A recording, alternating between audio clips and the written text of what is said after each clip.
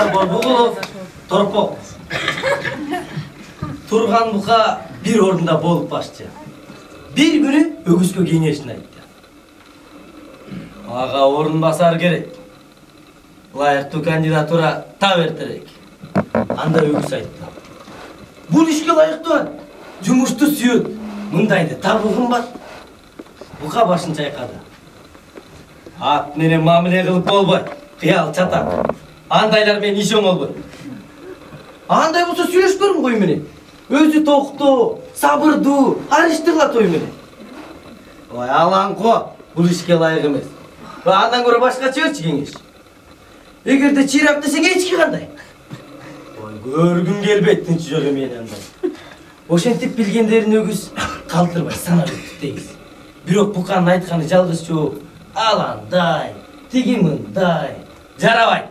Жок, акыры өгүз айтты. Ой, сен издеген берде жок го? Баса, дагы бирөө. Бирок аны сага жакпасын билип эле турам. Өзү дөдөй, жетелеме, нары коркок, колунан иш келбеген чоркок. Ал өзүң билген мынау кашка торпок. Бул мына, деди бука. Эми таптың? Баяктан ошону айтып эмне каттың? Токтос келсиң кызматка. Калганы менин ишим. Сөз жок башка. Бул буканын эмне кылган?